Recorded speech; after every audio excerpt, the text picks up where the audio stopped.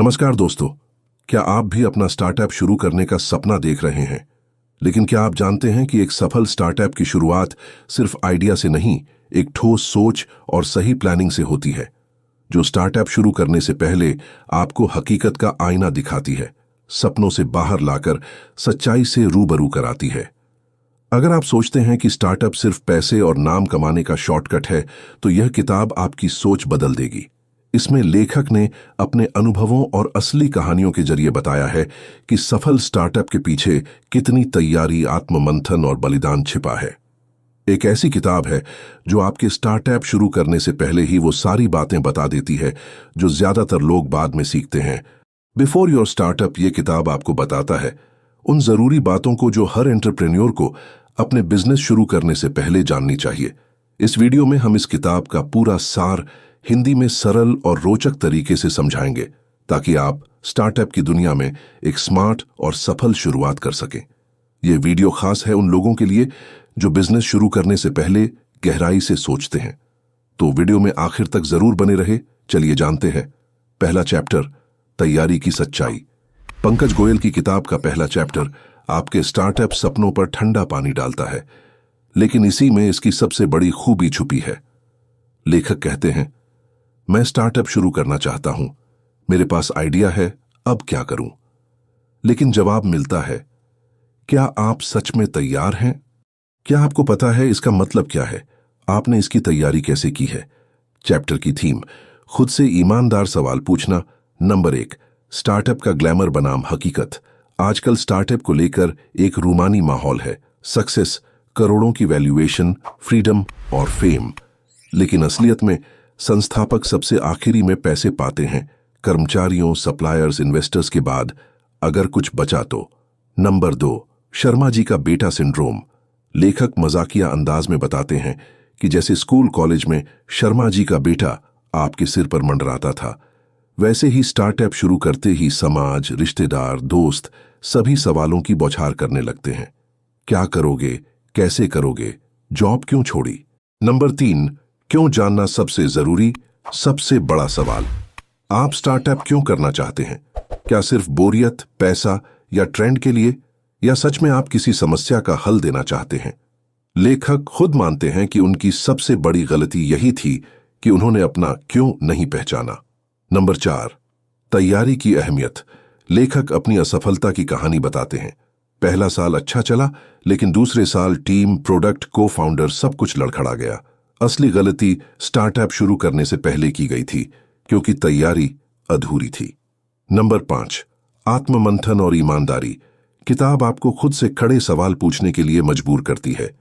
क्या आप असफलता के लिए तैयार हैं? क्या आपके पास बैकअप प्लान है? क्या आप परिवार, रिश्तों और फाइनेंस की चुनौतियों के लिए तैयार हैं? Your why is the key to a positive state of mind when you are running the entrepreneurial marathon. It keeps you motivated on a day-to-day basis. Founders are said to sleep like babies, waking up crying every few hours. इस chapter से क्या सीखें? Startup शुरू करने से पहले खुद से सच्चे और कठिन सवाल पूछें। अपने क्यों को पहचानें। यही आपकी सबसे बड़ी ताकत और सबसे बड़ा हथियार है। तैयारी के बिना स्टार्टअप की नींव कमजोर होगी, चाहे आइडिया कितना भी अच्छा हो। असफलता के लिए मानसिक और आर्थिक रूप से तैयार रहें। अब सोचिए जरा, अगर आपका क्यों साफ है, तो क्या आपका आइडिया सच में किसी की जिंदगी बदल सकता है?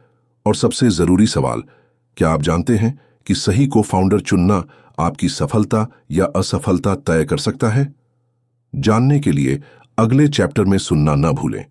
को फाउंडर का चुनाव, दोस्ती या बिजनेस। दूसरा चैप्टर, को फाउंडर का चुनाव, दोस्ती या बिजनेस। पंकज गोयल की किताब का दूसरा चैप्टर एक ऐसी गलती पर रोशनी डालता है जो सबसे ज्यादा स्टार्टअप्स को डुबोती है, गलत को फाउंडर चुनना। अक्सर लोग अपने दोस्त, रिश्तेदार या कॉलेज के साथी के साथ स्टार्टअप शुरू कर देते हैं। सोचते हैं कि साथ में काम करना आसान और मजेदार होगा, लेकिन लेखक साफ कहते हैं, को फाउंडर चुनना शादी जैसा है, सोच समझकर करो, वरना पछताना पड़ेगा। चैप्टर की थीम, सही साथी की तलाश। को फाउंडर क्यों जरूरी है? अकेले चलना मुश्किल है, खासकर जब रास्ता अनजान और जोखिम भरा हो। को फाउंडर आपके आइडिया को चुनौती देता है, आपकी कमजोरियों को संभालता है और मुश्किल घड़ी में साथ देता है। लेकिन सिर्फ अकेलापन दूर करने के लिए को फाउंडर मत चुनिए। सही को फाउंडर आपकी कंपनी की नींव को मजबूत बनाता है। दोस्ती या स्किल्स। लेखक ने अपने अनुभव से बताया कि सिर्फ दोस्ती के नाम पर को फाउंडर चुनना खतरनाक हो सकता है। दोस्ती और बिजनेस में फर्क है। यहां फैसले तर्क और लॉजिक से लेने होते हैं, भावनाओं से नहीं। को फाउंडर के पास ऐसी स्किल्स होनी चाहिए जो आपकी स्किल्स को पूरा करें। अगर आप टेक्निकल हैं तो शायद बिजनेस या मार्केटिंग वाला को फाउंडर आपके लिए बेहतर हो। विश्वास और केमिस्ट्री। को फाउंडर के साथ विश्वास और आपसी समझ बहुत जरूरी है। कई बार छोटी छोटी गलतफहमियां बड़े झगड़ों में बदल जाती हैं। लेखक सलाह देते हैं कि को फाउंडर के साथ पहले छोटे छोटे प्रोजेक्ट्स पर काम करें। देखें कि आप दोनों की सोच, काम करने का तरीका और स्ट्रेस हैंडल करने की क्षमता मिलती है या नहीं। Roles responsibilities. शुरुआत में ही रोल्स और रिस्पॉन्सिबिलिटीज क्लियर कर लें। कौन क्या करेगा, किसकी किस चीज में फाइनल राय मानी जाएगी। इक्विटी, हिस्सेदारी और डिसीजन मेकिंग के नियम लिखित में तय करें ताकि बाद में कोई कंफ्यूजन न हो। को फाउंडर के साथ असहमति। लेखक बताते हैं कि असहमति आना स्वाभाविक है, लेकिन उसे कैसे हैंडल किया जाए ये ज्यादा जरूरी है। खुलकर बात करें, ईगो को साइड में रखें और कंपनी के हित में फैसला लें। अ को founder is not just a partner in your business, but a partner in your entrepreneurial journey with all its ups and downs. The right co-founder can multiply your strengths, but the wrong one can destroy your dreams. इस chapter से क्या सीखें? Cofounder का चुनाव सोच समझकर करें, सिर्फ दोस्ती या कन्वीनियंस के लिए नहीं। स्किल्स, विश्वास और आपसी समझ सबसे जरूरी हैं। रोल्स, रिस्पॉन्सिबिलिटीज और इक्विटी शुरू में ही क्लियर करें। असहमति को मैच्योरिटी से हैंडल करें, क्योंकि यही असली टेस्ट है। अब सोचिए, अगर आपके पास आइडिया है लेकिन सही को फाउंडर नहीं, तो क्या आप अकेले ही आगे बढ़ सकते हैं? और सबसे जरूरी सवाल, क्या आप जानते हैं कि आइडिया की असली परीक्षा मार्केट में कैसे होती है और उसे वैलिडेट करना क्यों जरूरी है? जानने के लिए अगले चैप्टर में जरूर सुने। आइडिया की टेस्टिंग, सपनों से हकीकत तक। तीसरा चैप्टर, आइडिया की टेस्टिंग, सपनों से हकीकत तक। पंकज गोयल की किताब का तीसरा चैप्टर सबसे बड़े भ्रम को तोड़ता है कि सिर्फ एक शानदार आइडिया ही स्टार्टअप की सफलता की गारंटी है। लेखक कहते हैं, आइडिया लाखों के पास होते हैं, लेकिन कामयाब वही होते हैं जो अपने आइडिया को सही तरीके से टेस्ट करते हैं। यह चैप्टर आपको बताता है कि अपने सपनों के आइडिया को मार्केट की कसौटी पर कैसे परखें। चैप्टर की थीम। आइडिया का असली इम्तिहान आइडिया को लेकर एक्साइटमेंट बनाम रियलिटी। अक्सर लोग अपने आइडिया को लेकर इतने एक्साइटेड हो जाते हैं कि वे मान लेते हैं, मेरा आइडिया तो जबरदस्त है, लोग इसे हाथों हाथ लेंगे। लेखक चेतावनी देते हैं, यह सबसे बड़ी गलती है। आपको खुद से ईमानदारी से पूछना होगा, क्या सच में लोग इस प्रॉब्लम को महसूस करते हैं जिसका हल आप देना चाहते हैं? Problem solution fit. सबसे पहले अपने आइडिया की जड़ में जाएं। क्या यह किसी असली समस्या का हल है? लेखक सलाह देते हैं कि अपने संभावित कस्टमर से बात करें, उनकी दिक्कतें जानें और देखें कि क्या वे आपके सॉल्यूशन के लिए पैसे देने को तैयार हैं या नहीं। Minimum viable product, MVP। पूरा प्रोडक्ट बनाने में समय और पैसा दोनों खर्च होते हैं, इसलिए शुरुआत में एक छोटा बेसिक वर्जन MVP बनाएं, जिससे आप जल्दी जल्दी फीडबैक ले सकें। MVP से आपको पता चलेगा कि लोग आपके प्रोडक्ट को पसंद करते हैं या नहीं और क्या उसमें सुधार की जरूरत है।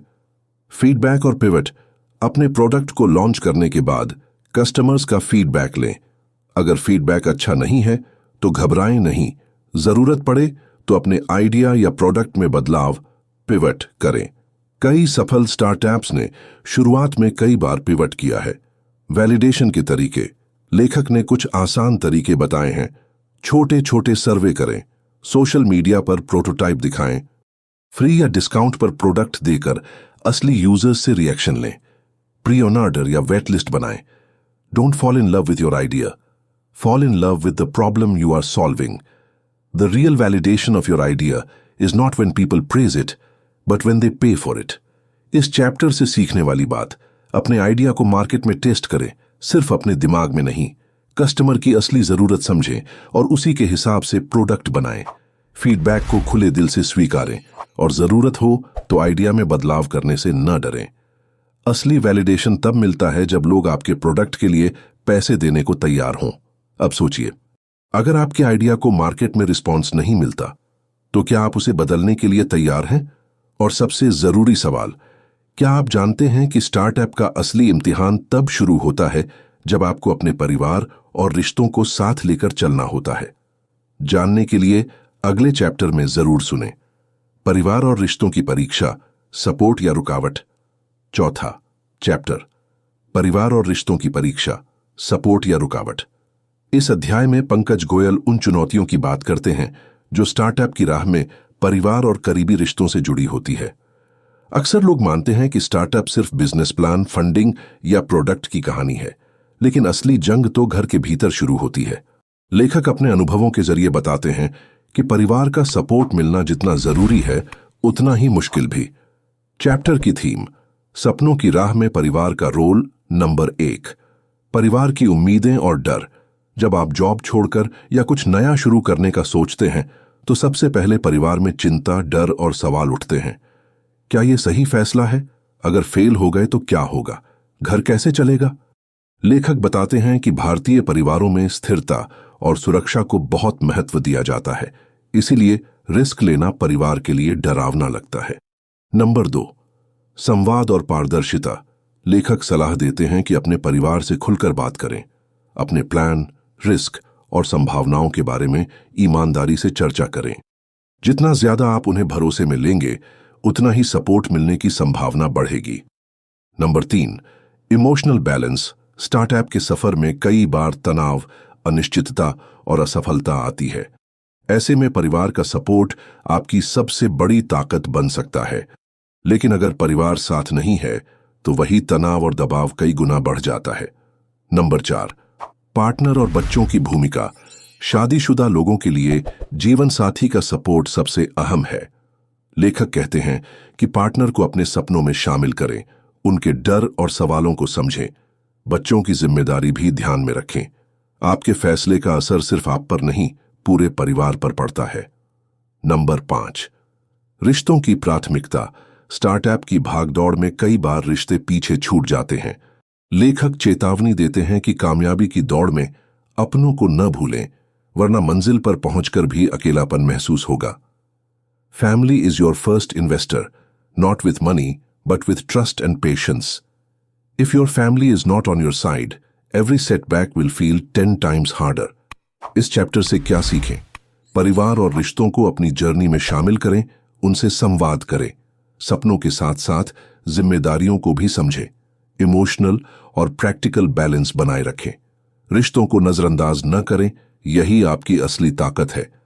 अब सोचिए, अगर कभी आपके परिवार का सपोर्ट डगमगा जाए तो क्या आपके पास ऐसा फाइनेंशियल प्लान है जिससे आप अपने सपनों और जिम्मेदारियों में संतुलन बना सकें? और सबसे जरूरी सवाल, क्या आप जानते हैं कि स्टार्टअप में आर्थिक तैयारी और बैकअप प्लान क्यों सबसे बड़ा सुरक्षा कवच है? जानने के लिए अगले चैप्टर में जरूर सुनें। फाइनेंशियल तैयारी, जोखिम या सुरक्षा। 5वां चैप्टर, फाइनेंशियल तैयारी, जोखिम या सुरक्षा। पंकज गोयल की किताब का आखिरी चैप्टर स्टार्टअप की सबसे कठोर सच्चाई पर फोकस करता है, पैसे की तैयारी। अक्सर लोग जोश में आकर जॉब छोड़ देते हैं, सेविंग्स को दांव पर लगा देते हैं, लेकिन असली परीक्षा तब आती है जब महीने के खर्च, टीम की सैलरी और बिजनेस के खर्चे एक साथ सिर पर आ जाते हैं। लेखक कहते हैं, सपनों की उड़ान जरूरी है, लेकिन बिना पैराशूट के छलांग मत लगाओ। चैप्टर की थीम, आर्थिक सुरक्षा और जोखिम का संतुलन। नंबर 1, सेविंग्स और रनवे। स्टार्टअप शुरू करने से पहले कम से कम 12 से 18 महीने की सेविंग्स रखना जरूरी है, जिससे आप अपने घर परिवार के खर्च और बिजनेस के शुरुआती खर्च आसानी से निकाल सकें। रनवे का मतलब है आपके पास कितने महीनों तक बिना कमाई के खर्च चलाने के पैसे हैं। अगर रनवे कम है तो तनाव और गलत फैसले लेने की संभावना बढ़ जाती है। नंबर 2, खर्चों की लिस्टिंग और कटौती। लेखक सलाह देते हैं कि स्टार्टअप शुरू करने से पहले अपने सभी खर्चों की लिस्ट बनाएं।